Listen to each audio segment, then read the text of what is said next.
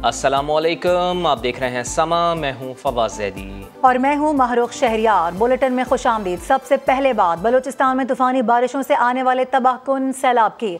बलूचिस्तान में तबाही का सिलसिला थम न सका, मजीद 9 अफराद जाम बहक हो गए। कच्छ डैम टूट जाने से कोयटा के कई इलाके ज़ेरे आब आ गए हैं। मुजीबुल्लाह ने रिपोर्ट तैयार की, आपको दिखाते हैं। बलूचिस्तान में तूफानी बारिशों का सिलसिला जारी है। सूबे में सैलाबी सूरत-ए-हाल है। बेशतर अजला में नशेबी इलाके ज़ेर आब आ गए। ओतल और लसबेला को मिलाने वाला पुल बह गया। नोशकी में पाक ईरान रेलवे ट्रैक मुतासिर हुआ।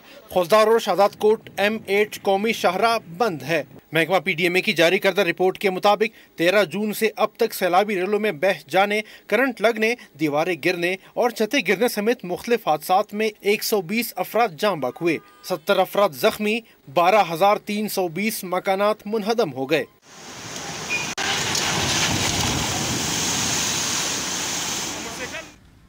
कोयटा के इलाके नवाकिली बाईपास के सैलाब जदगान शदीद मुश्किलात से दो चार है। गरीब लोगों का किसी का दीवार गिरा हुआ है, किसी का गेट गया, किसी का घरों में पानी गया, किसी का पैसा ले गया पानी, किसी का गाड़ी का कागज ले गया, किसी का आटा ले गया। ऐसा सारा दरम बरम हो गया। सैलाबी रेलों ने बलूचिस्तान में 11 पुलों समेत चमन, डेरा बुगटी, पशीन, तुरबत और किला अब्दुल्ला में 7 डैमों को भी नुकसान पहुंचाया, जबकि 4 कौमी शाहराहें भी सैलाब की नजर हो गईं। कैमरा टीम के साथ मुजीबुल्लाह, समा, कोयटा। मुल्क में तूफ़ानी बारिशों की वजह से बेशतर मकामात पर बदतरीन सैलाबी सूरत हाल है। पंजाब के बाज़ इलाके भी बुरी तरह मुतासर हैं, जहाँ बस्तियों की बस्तियाँ ही उजड़ गई हैं। लोग खुले आसमान के नीचे आ गए हैं। जहलम में 50 से ज़ायद दिहाड़ डूबे हुए हैं। तफसीली रिपोर्ट आपको दिखाते हैं।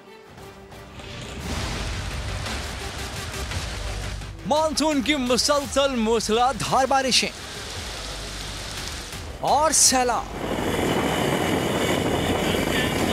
लिया की तहसील चुवारा और मोदा नवाकोट की बेशतर बस्तियां डूब गईं, मकानात गिर गए, फसलें तबाह हो गईं, लोग मुश्किल में हैं। जहलम में तबाही, लोग एक हफ्ते से दरबदर हैं। इंतजामिया का कहीं कुछ पता नहीं। झंगे सैलाब से कई देहात का जमीनी राब्ता कट गया। 2 लाख क्यूसिक का रेला आज तरीमू के मकाम से गुजरेगा। राजनपुर रूद को ही सैलाब से 21 मकामात पर शिगाफ पड़ गए। 1000 मकानात, 150 किलोमीटर सड़कें और 75 मवाजियात जद में हैं। और स्वाबी में बारिश से गलियों में पानी जमा, नदी नाले उबल पड़े, सड़कें तालाब बनी हैं। मानसून बारिशों के बाद नदी नाले बिफर गए हैं। डेरा गाजी खान में सैलाबी रेले दर्जनों देहात में दाखिल हुए हैं। हज़ारों एकड़ पर काश फसलों को नुकसान पहुंचा है। माल मवेशी बह गए हैं। मुतासरीन खुले आसमान तले बैठे हुए हैं। अख्तर अली की रिपोर्ट। मानसून बारिशों और बरसाती नदी नालों ने तबाही मचा दी। डेरा गाजी खान में सैलाबी रेला देहात में दाखिल हो गया। दर्जनों घर मलबे का ढेर बन गए। जिंदगी भर की जमा पूंजी और माल मवेशी बह गए। मुतासरीन खुले आसमान तले आ गए। लुढ़ गई था, सारे नुकसान थी गए, सारा माल लुढ़ गए, सारे मकान ढह गए, सारी बच्ची के शकानी ऐसा तो चटते बैठे हैं थे। सासा किडे बनूं। तो हमारी जिंदगी की जमा पूंजी थी, ये जो रो कोई से पानी है, ये बल्कि हमारा नहीं बल्कि माल का नहीं, हमारा जिंदगी का सारा सरमाया जो रहने की जगह थी, छत वगैरह, वो भी नहीं रही।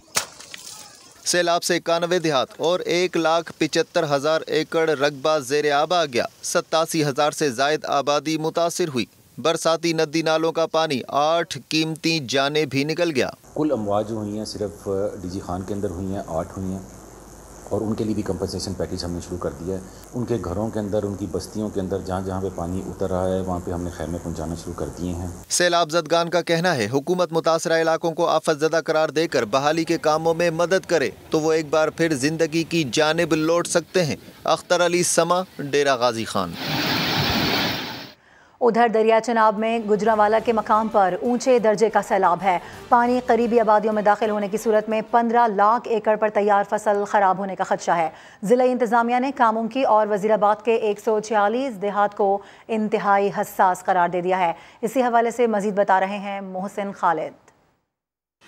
जी बिल्कुल, दरिया चनाब में इस वक्त ऊंचे दर्जे का सैलाब है। रात को 2,75,000 क्यूसिक का रेला दरिया चनाब से हेड खान की और हेड कादराबाद के मुकाम से गुजरा है। इस वक्त जो है तकरीबन 2,20,000 क्यूसिक के करीब जो पानी की मिकदार है यहाँ से जो है वो गुजर रही है। मैं आपको बताता चलूँ कि मूंजी यानी कि चावल की जो फसल है वो इस वक्त तैयार है और गुजरांवाला को राइस बेल्ट कहा जाता है। तकरीबन 15 लाख एकड़ अराजी पर जो है वो चावल की फसल जो है वो काश्त की गई है और सैलाब की सूरत में अगर ये ओवरफ्लो होता है, दरिया चनाब से पानी बाहर आता है तो तकरीबन 20 से 25% जो फसल है मूंजी की या चावल की वो खराब होने का जो है खदशा है। इसके अलावा मैं आपको बताता चलूँ कि जिला इंतजामिया की जानिब से 146 ऐसे देहात हैं जिनको इंतहाई हसास करार दिया गया है। इनकी आबादी तकरीबन जो है 40,000 के करीब है और लोगों को कहा जा रहा है कि यहाँ से नकल मकानी करें और लोगों से यही जो है वो दरखास्त की जा रही है कि वो अपने माल मवेशियों समेत जो है यहाँ से महफूज मुकामात पर मुंतकिल हो जाएं।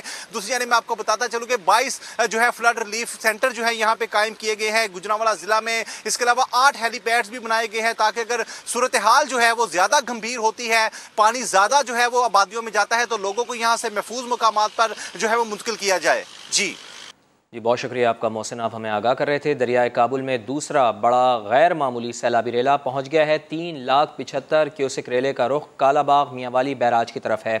इस हवाले से तफसीलात जानते हैं। समा के एग्जीक्यूटिव प्रोड्यूसर जुल्फ़िकार अली महतो हमारे साथ मौजूद हैं। जुल्फ़िकार साहब, क्या इत्तलात हैं आपके पास इस रेले से मुताल्लिक़? जी देखिए, दरिया काबुल में 2010 और 2014 के सुपर फ्लड के बाद ये 1 लाख क्यूसिक का पानी जो है, ये बड़ा रेला जो है ये सिग्निफिकेंट है और ये 1 लाख क्यूसिक का रेला दरियाए सिंध में तरबेला के मुकाम से जो 3.25 लाख क्यूसिक का जो रेला 2.25 लाख क्यूसिक जो छोड़ा गया है, इसके साथ मिलके तो ये 3.25 लाख क्यूसिक जो है वो आगे बढ़ रहा है और तकरीबन इसके साथ जो दरिया स्वाम मिलता है तो इस तरह ये एस्टिमेट ये किया जा रहा है कि गुद्दू बिराज पे ये पानी तकरीबन 12 दिन के बाद पहुंचेगा तो ये 4 लाख क्यूसेक का दरमियाने दर्जे का सैलाब होगा। तो दरमियाने दर्जे के सैलाब का मतलब ये है कि दरिया सिंध के कच्चे के इलाके जो है वो शदीद खतरे में होंगे जो पहले ही फ्लड का शिकार है। इस तरह से मैं आपको ये बताता चलूँ कि तौसा बराज पे भी ये दरमियाने दर्जे का सैलाब बन सकता है। तौसा के इर्द गिर्द के इलाके, डेरा गाजी खान के इलाके पहले ही जो हिल टॉरेंट्स हैं उनके सैलाब की वजह से मुतासर है। लेकिन एक और अहम इत्तला जो है ये है कि कल मेरी बात हुई थी पाकिस्तान कमिश्नर सिंतास सैयद मैर अली शाह से, तो उन्होंने ये कहा था कि दरिया चनाब में अब मजीद जो है पानी कम हो रहा है, बल्कि हो चुका है।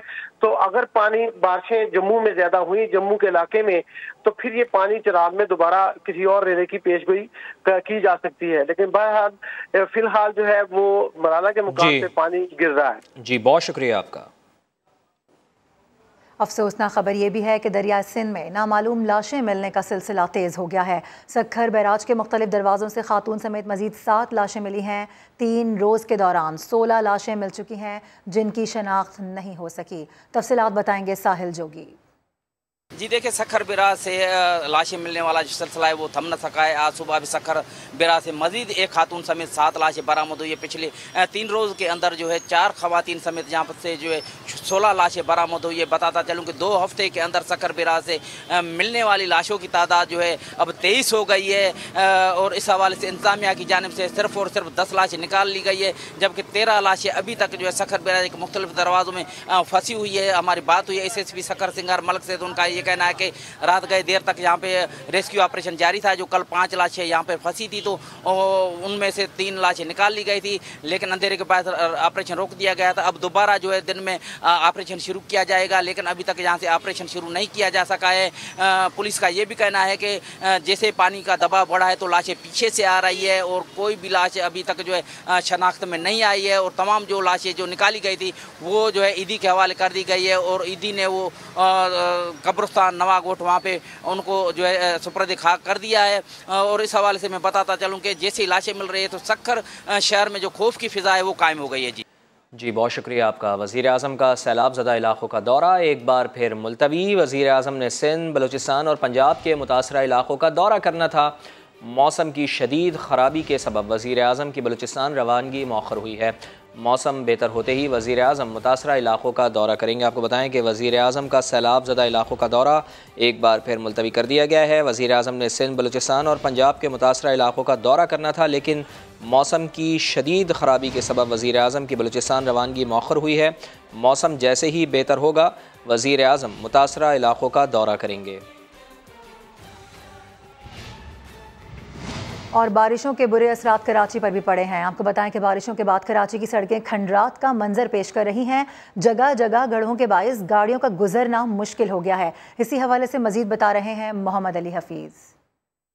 जी बिल्कुल, हालिया बारिशों के बाद जो है कराची का बेशतर इलाका मुकम्मल तौर पे खंडर का मंजर पेश कर रहा है। शहर की अहम सड़कें हैं, वहाँ पर जो है कई कई फुट गड्ढे पड़े हुए हैं, गड्ढे पड़ चुके हैं। मोटरसाइकिल सवार हो, कार सवार हो, सब शहरियों को जो है परेशानी का सामना है। अगर हम बात कर लें Shahrah Liaquat, MJ road, new MJ road, Gulshan Iqbal, Nauradabad, north Karachi, Korangi road, इसके अलावा क्लिफ्टन बाग इब्न कासिम की तरफ जो है बड़े बड़े गड्ढे पड़े हुए हैं। आइए चंदी रोड की जो अहम तरीन शाहरा है शहर की, वहाँ पर भी जो है गड्ढों के सबब जो है शहरियों को मुश्किलात का सामना है।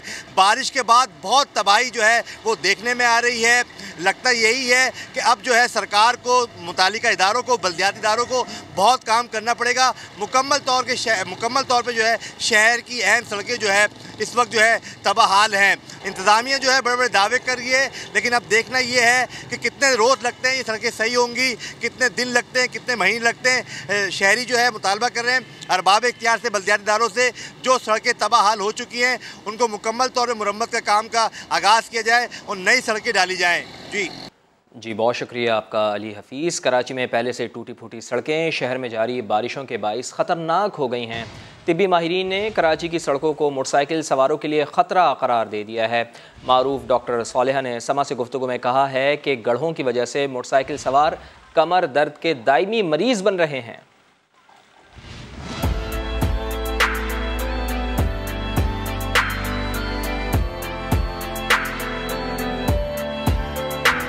आज अगर एक 20 साल का लड़का जो है ना, वो ये रोज़ाना मोटरसाइकिल चलाता है, वो डेली बेसिस के साथ उन गड्ढों की वजह से अपनी ज़िंदगी गुजार रहा है। और इस वक्त तो वो जवान है, उसको पता नहीं चल रहा, मगर डाउन द रोड 5 साल 10 साल के बाद वो मुस्तकिल कमर के दर्द का शिकार हो जाएगा। और उस वक्त जब वो आएगा तो फिर उस वक्त उसके लिए कुछ भी करना बहुत मुश्किल होता है। कुछ दिनों के लिए दवाई देते हैं, वो दर्द ठीक होता है, मगर उनकी सवारी तो नहीं बदलती। फिर मोटर बाइक पे बैठते हैं, फिर उन्हीं रोड्स पे जाते हैं। तो एक साइकिल चल रहा है, इन बच्चों के लिए कि जो कभी ठीक नहीं होके दे रहा, उनके बार बार दर्द हो रहा है, बार बार वो काम से घर आते हैं। खुदारा उसके बाद सड़कों को प्लीज़ उनके ऊपर से गड्ढे ख़त्म किए जाए और गटर के ऊपर ढक्कन लगाए जाए, क्योंकि गटर के अंदर गिरने वाले लोग भी बेहिसाब हैं जो कि सिविल अस्पताल और JPMC में आते हैं। वो तो इतने लातादाद हैं, उनके तो नंबर भी नहीं है हमारे पास। अगर गवर्नमेंट चाहे तो इसमें कोई इतना बड़ा खर्चा भी नहीं है, रोडों को हमवार करने का इतना बड़ा खर्चा नहीं है। कुछ तो हमारी कौम के लिए करें। अगर 100% नहीं कर सकते, मैं समझती हूँ 30 से 40% भी कर दें तो बेहतरीन हो जाएगा। लाखों लोग मोटरसाइकिल चला रहे हैं। अगर मैं इसको फिल वक्त समझूं कि 10,000 लोग हर महीने किसी तरीके से बीमार होते हैं या उनकी हड्डी टूटती है, 10,000 घर हैं, 10,000 लोग अपनी जॉब पे नहीं जाते। इसको आप कैलकुलेट करें into value of money, hours and pain that people suffer from. जब 60-70 की स्पीड पे एक गड्ढा आता है, मोटर बाइक का पहला हिस्सा जब जाके टायर अटकता है, सबसे पहले तो व्हिप्लैश इंजरी होती है। आपका जो ब्रेन होता है वो अपने स्कल के अंदर बहुत ज़ोर से हिलता है। होता यही है कि जब बड़ा गड्ढा होता है और उसमें जाके पहला टायर फंसता है, तो ये लोग कहीं से इस साइड पे नहीं गिरते, इस साइड पे नहीं गिरते, तेज़ी से पूरी बॉडी गिरती है। और अगर कितने होते हैं, जैसे आगे कोई पेवमेंट है, कोई आपका एरिया है जो कि पत्थर पड़ेगा, और अगर आपका सर खुदा ना खास्ता वो लग गया, कितने बच्चों को मैंने पैरालाइज होते देखा है। मैंने कुछ ऐसे केसेस भी देखे हैं कराची शहर में ही देखे हैं, जो कि रिक्शा में आए लोग गड्ढे में से गुजरे और औरत को पेन्स शुरू हो गई और प्रीमेच्योर डिलीवरी की तरफ लेके गए, उनको अस्पतालों में एडमिट किया और फिर डिलीवरी रोकने की कोशिश की। और ये केस मैंने एक दफ़ा नहीं देखा, ये केस मैंने बहुत दफ़ा देखा। और स्पेशल जज सेंट्रल ने मनी लॉन्ड्रिंग केस में शहबाज शरीफ और हमजा शहबाज समेत दीगर मुल्ज़िमान को फ़र्द जुर्म के लिए 7 सितंबर को तलब कर लिया है। दूसरी जानिब FIA ने मुल्ज़िम मलिक मकसूद का डेथ सर्टिफिकेट और सुलेमान शहबाज की जायदादों का रिकॉर्ड अदालत में जमा करवा दिया है। लाहौर से आपको दिखाते हैं अरशद अली की रिपोर्ट।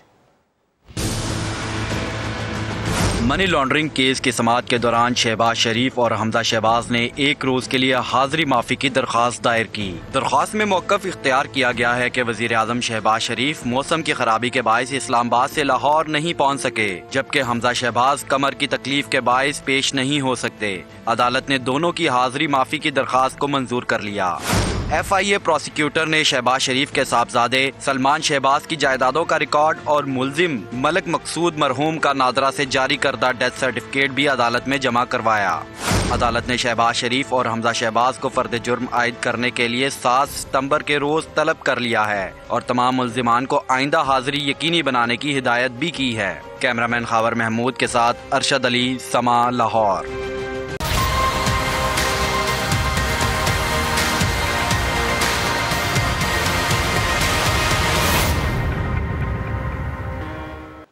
वज़ीर आज़म ने फाइनेंशियल टाइम्स की रिपोर्ट को इमरान खान के खिलाफ संगीन फ़र्द जुर्म करार दे दिया है। अपने ट्वीट में लिखा कि आलमी जरीदे ने गैर कानूनी रकूम की तरसील के हक़ाइक़ बेनकाब कर दिए हैं।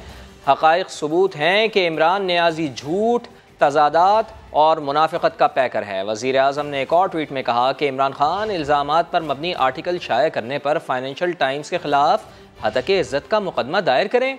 यकीन है इमरान खान ये दावा दायर नहीं करेंगे। एक बार फिर साबित हुआ कि इमरान नियाज़ी किस तरह ढिठाई के साथ झूठ बोलकर आवाम को धोखा देते हैं। पाकिस्तान की 4 सियासी जमातों ने अमेरिका में फ़ंड्स इकट्ठा करने के लिए फ़र्म रजिस्टर्ड की। समा इन्वेस्टिगेशन यूनिट रजिस्टर्ड फ़र्म्स की तफसीलात मंजर-ए-आम पर ले आया। PTI, people's party, MQM Pakistan और ऑल पाकिस्तान मुस्लिम लीग ने फ़र्म्स रजिस्टर्ड करवाई हैं। इसी हवाले से बात कर लेते हैं। Head of investigative cell Zahid Gashkori हमारे साथ मौजूद हैं। जाहिद साहब, सबसे पहले बताइएगा क्या आदादो शुमार सामने आ सके हैं और मज़ीद इसकी क्या डिटेल्स हैं? देखिए, जो पाकिस्तान की तमाम पॉलिटिकल पार्टीज़ हैं उस पर कुछ तफसीलात हमें हासिल होना शुरू हुई हैं। ये डिपार्टमेंट ऑफ जस्टिस के साथ इन्होंने अपनी अपनी कंपनियां रजिस्टर करवाई हुई हैं। जिस तरह पाकिस्तान तहरीक इंसाफ सबसे लीडिंग पार्टी है, जिसने 2010 के बाद हाफ दर्जन के करीब मुख्तलिफ कंपनीज रजिस्टर करवाई हैं, जिसके थ्रू वो लाखों डॉलर्स फंड जनरेट कर रहे हैं। डिपार्टमेंट ऑफ जस्टिस के साथ जो उनकी फर्म्स हैं, जिसमें बहुत सारे पाकिस्तानी ओरिजिन के अमेरिकन शहरी हैं जो डोनेट करते हैं। इनकी तादाद हज़ारों में है जो डिटेल्स वहाँ पर सबमिट करवाई गई हैं। इसकी डिटेल्स के लिए तो शायद आपके पास इतना टाइम ना हो, क्योंकि ये सैकड़ों पेजेस हैं जिनको पढ़ना है। उनकी तफसीलात वहाँ पर मौजूद हैं जो फंड रेजिंग की गई है। फिर दूसरी पॉलिटिकल पार्टीज़ में, जैसे मैंने आपको बताया, तफसीलात अभी आ रही हैं। ये 5 पाकिस्तान की सियासी जमातें हैं। सबसे ज़्यादा फंड रेज ज़ाहिर है PTI ने किया, उसके बाद MQM ने भी फंड रेज किया है और अपनी कंपनीज वहाँ पर फर्म रजिस्टर्ड करवाई हैं। आल पाकिस्तान मुस्लिम लीग जो कि जनरल मुशर्रफ की पार्टी है, उसने भी फंड रेज किए हैं। पाकिस्तान पीपल्स पार्टी ने, आसिफ अली जरदारी ने 2007 में एक फर्म रजिस्टर करवाई डिपार्टमेंट ऑफ जस्टिस के साथ फंड रेज करने के लिए। और 2 साल पहले पाकिस्तान मुस्लिम लीग नवाज ने भी अपनी एक फर्म रजिस्टर करवाई है US में इसी डिपार्टमेंट ऑफ जस्टिस के साथ। अभी ये मालूम नहीं है कि इसने फंड रेज किए हैं जो डोनेशंस हैं या नहीं। उसकी तफसीलात मैं आपको बताता जाऊं कि जिस तरह से साजिद बरकी नामी एक शख्स हैं जिनका ताल्लुक पाकिस्तान तहरीक इंसाफ से है, अमेरिकन शहरी हैं, रजिस्टर करवाई है। उन्होंने 2 फर्म रजिस्टर करवाई हुई हैं PTI की 2010 के बाद से। उसमें $2.3 मिलियन उसने 2010 में 20 लाख से ज़्यादा $20 लाख से ज़्यादा उन्होंने इकट्ठे किए। फिर 2014 में एक और पाकिस्तानी ओरिजिन के अमरीकी शहरी हैं आफ्ताब शाह, उन्होंने $75,000 इकट्ठे करके पाकिस्तान तहरीक इंसाफ को दिए। 2015 में सजाद बरकी और फैसल इरशाद नामी एक अमेरिकन शहरी हैं जो पाकिस्तानी ओरिजिन के हैं, उन्होंने $75,000 शो किए हैं, पाकिस्तान तहरीक इंसाफ को दिए गए हैं। फैसल इरशाद फिर सजाद बरकी दोनों उन्होंने 2017 में $1,17,000 भिजवाए। उसके बाद 18, 19 और 20 और 21 तक की रजिस्ट्रेशन शो हो रही है, जिसमें बहुत सारे फंड्स आए हैं, डोनेशन इकट्ठे किए गए हैं। सही। तो जी जी बहुत शुक्रिया आपका जाहिद गशकोरी साहब। आप ये तफसीलात हमें बता रहे थे कि पाकिस्तान की 4 सियासी जमातों ने अमेरिका में फ़ंड्स इकट्ठा करने के लिए फर्म रजिस्टर कराई हैं, और इसी पर बात करते हैं। साबिक़ secretary election commission Kanwar Dilshad sahab हमारे साथ मौजूद हैं। बहुत शुक्रिया कंवर दिलशाद साहब आपका वक्त देने के लिए। पाकिस्तान में फ़ंडिंग के लिए गैर मुल्की कंपनियाँ हायर करने की सर कानूनी हैसियत क्या है, समझाइएगा ज़रा हमें। हमारे आइन के आर्टिकल 17 बहुत वाज़ह तौर पर लिखा हुआ है कि ऐसी पार्टी जो फॉरेन फंडिंग की बेस पर तश्कील दी जाए और ये साबित भी हो जाए कि इस पार्टी को फॉरेन फंडिंग मौसूल हो रही है, तो वो पार्टी जो है वो खिलाफ कानून करार दी जा सकती है। और उसके तहत वफाकी हुकूमत को वो reference supreme court of Pakistan भेजना होता है, और सुप्रीम कोर्ट ऑफ पाकिस्तान का जो रेफरेंस जाएगा वफाकी हुकूमत की तरफ से, उसकी रोशनी में 15 दिन के अंदर अंदर फैसला करना होता है। लेकिन बात यह है कि इसके साथ साथ इलेक्शन कमीशन पाकिस्तान को भी इख्तियारात दिए हुए हैं, जो उनकी जो पार्टी रजिस्ट्रेशन है सेक्शन 204 है, 205 है, 203 है। लेकिन जनाब बदकिस्मती यह है कि कानून इतने कमजोर हैं, जी जी, इसके अंदर इतना अबहाम पाया जाता है मैला बदनीति की वजह से, जो हमारे पार्लियामेंटेरियन अपना कानून साजी करते वक्त उसमें अबहाम डाल देते हैं, झोल डाल देते हैं, नकुला डाल देते हैं, ताकि अपने मफादात जो है वो हासिल करते रहे। उसकी बड़ी वाजह मिसाल ये है कि तहरीक इंसाफ का केस 8 साल से इलेक्शन कमीशन ऑफ पाकिस्तान में मेरे समात है, अभी तक फैसला नहीं कबूल किया है, और चंद रोज में आ जाएगा ये। तो इसमें हमारी अदालतों का बड़ा कसूर है। सबसे बड़ी बात है जुडिशल के बारे में हमारी कौम को चार्ज देना चाहिए कि जो हमारी जो अदालतें हैं वो किसी इदारे को चलने नहीं दे। अगर कोई इदारा अपनी गैर जानदार तरीके से या दुर्गंधाना तरीके से आगे बढ़ता है तो वो अदालतें उसको जंजीर डाल देती है। जिस तरह इलेक्शन कमीशन ऑफ पाकिस्तान को इस केस को लेकर चल रहा था, लेकिन इन अदालतों ने उसके 4 या 5 साल तक स्टे दिए। जब अदालतों को पता था कि इलेक्शन कमीशन पाकिस्तान काम कर रहा है तो फैसला आने दें, इसके बाद उसमें अभाव है तो हम रुकावट डालेंगे या तशरीह कर देंगे या इसको कदम करार दे देंगे, चलने ना देना, इसमें हमारी अदालतों का कसूर है। और आज आपकी बातें सुनकर मुझे बड़ा अफसोस हुआ, जो पाकिस्तान जो दिवालिया हो रहा है, इसका जो अरबों डॉलर जो बाहर जा रहे हैं, तो ये जो हमारे जिन लोग जो पैसा पाकिस्तान की पार्टियों को फंड देते हैं, जैसे आपने फरमाया 4 पार्टी हैं, पीपल्स पार्टी है और दीगर पार्टी का नाम दिया, एमपीएम का नाम दिया, ये लोग सरमायाकारी करते हैं ताकि हमारी इलेक्टोरल सिस्टम में वो दाखिल हो जाए और वो अपनी मर्जी से फैसला करें। जैसे तहरीक इंसाफ में जिन्होंने अरबों रुपया की इन्वेस्टमेंट की थी वो एडवाइजर बन गए और वो पूरे पाकिस्तान की माशियत को वो अपना खेल कर गायब हो गए। अब सवाए इमरान खान के अकेला ही खड़ा है ना, वो किधर गए? नदीम अकबर और दीगर जो थे ये बाकी बड़े बड़े सरमायाकार जिसमें थे वो कहाँ गए? दाऊद थे, बड़ी बड़ी फैमिली थी, कहाँ चली गई? फसल मुख्तार कहाँ चला गया? जो पैसा लगाया था थोड़ा बहुत फायदा उठाया चले गए। तो ये इलेक्शन कमीशन पाकिस्तान के पास इन पार्टियों का केस जेर समाअत है, स्कूटनी हो रही है, पाकिस्तान पीपल्स पार्टी की भी हो रही है, तहरीक इसके साथ साथ मुस्लिम लीग एम की भी हो रही है, और साथ इसके बाद दीगर जमातें हैं, फजल रहमान की पार्टी है, 10-12 पार्टियां हैं, वो सारी इलेक्शन कमीशन पाकिस्तान स्कूटनी कर रहा है। तो अब जो आपने जो रिपोर्ट पेश की है, तो मैं जरूर इलेक्शन कमीशन ने सुना होगा इसकी अहम या इसकी जो बड़ी अहम बातें आपने बताई है, तो वो इसकी रोशनी में अपना फैसला करें और डॉक्यूमेंट मंगवा लें जहाँ अमेरिका से आ रही हैं, दिगर अखबार से आ रही हैं, उनसे रिकॉर्ड मंगा लें और रिकॉर्ड मंगाने के बाद वो फैसला करके इलेक्शन कमीशन ऑलरेडी जो है उनका जो पॉलिटिकल विंग है, स्कूटनी कमेटी जो है इसमें काम कर रही है और तहरीक इंसाफ के फैसला आने के बाद चंद दिनों में इन पार्टियों में भी फैसला हो जाएगा। और समा इन्वेस्टिगेशन यूनिट ने बड़ी मेहनत की है सर और ये सारा रिकॉर्ड मुरतब किया है। बहुत बहुत शुक्रिया आपका हमसे बात करने के लिए। तो पीटीआई को 88 गैर मुल्कियों ने फंडिंग की है। पीटीआई के खिलाफ फॉरेन फंडिंग केस की दरख्वास्त गुजार अकबर एस बाबर की प्रोग्राम मेरे सवाल में गुफ्तगू। कहा साबित हुआ कि अबराज कंपनी से $13 लाख की फंडिंग की गई। अबराज ग्रुप के खिलाफ जो केस न्यूयॉर्क कोर्ट में है उसमें इमरान खान बराह रास्त मुलव्विस हैं। बात बहुत संगीन है और मजीद संगीन हो गई है। एक चीज जो तय हो गई है वो ये कि स्क्रूटनी कमेटी ने अपनी रिपोर्ट में कहा है कि कम से कम 88 गैर मुल्कियों ने फंडिंग की है। एक भी गैर मुल्की फंडिंग करता तो वो पार्टी फॉरेन एडेड पार्टी में डिक्लेयर होती है। सिर्फ और सिर्फ एक पाकिस्तानी शहरी अपनी इनफरादी हैसियत में एक सियासी जमात को फंड कर सकता है, पाकिस्तानी कंपनी भी नहीं फंड कर सकती।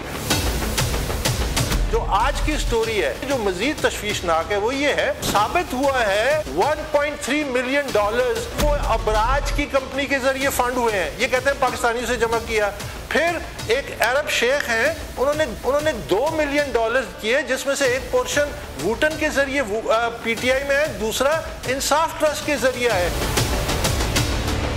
इसमें इमरान खान डायरेक्टली उस केस में मुलविस होता है जो अबराज के खिलाफ न्यूयॉर्क कोर्ट में की है, क्योंकि वहां 14 अरब डॉलर की जो कंपनी थी जिसमें 1 बिलियन डॉलर का फ्रॉड जो है वो आरिफ नकवी पे इल्जाम है।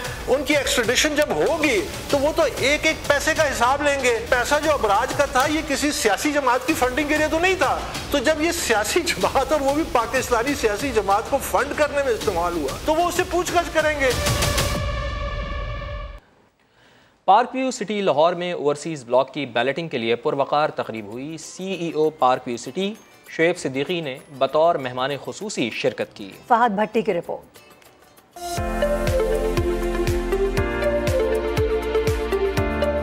पार्क व्यू सिटी ने एक और वादा पूरा कर दिया। मुकर्ररा वक्त से पहले ही ओवरसीज ब्लॉक की कुरानंदाजी 50% अदायगी करने वाले दरखास्त दहिंदगान को प्लॉटों के अलॉटमेंट नंबर जारी किए गए। CEO park view city Shoaib Siddiqui ने प्लॉट हासिल करने वाले शहरियों को मुबारकबाद दी और नेक ख्वाहिशात का इजहार किया। दिन रात मेहनत कर कर आज जो हमने जिंदा दिलाने लाहौर के साथ पार्क व्यू सिटी के मेंबरान के साथ वादा किया था, आज मैं अल्लाह का शुक्र अदा करता हूँ कि वो वादा आज पाया तक मिल तक पहुँच गया और हमने उसको वफा को पूरा कर दिया। साबिक क्रिकेटर्स मोहम्मद यूसुफ और मुश्ताक अहमद ने भी तकरीब में शिरकत की। मुश्ताक अहमद ने पार्क व्यू सिटी में नए ब्लॉक्स की तश्कील को खुशाइंद करार दिया। ऑर्गेनाइजेशन ब्रांड क्या होता है जिसको डर नहीं लगता खरीदते हुए, और पार्क व्यू एक ऐसा ब्रांड बन गया है विद ब्लेसिंग ऑफ अल्लाह सुब्हान ताला कि यहाँ पे लोगों की इन्वेस्टमेंट करते हुए लोगों को डर नहीं लगता। पार्क व्यू सिटी लाहौर में प्लैटिनम, गोल्ड और सिल्वर ब्लॉक की बैलेटिंग का अमल भी जल्द शुरू किया जाएगा। कैमरामैन साद नवीद के साथ फहद भट्टी, समा, लाहौर। इसी के साथ ही वक्त हो गया ब्रेक का, जिसके बाद दोबारा हाजिर होंगे हेडलाइंस के साथ। देखते रहिए समा।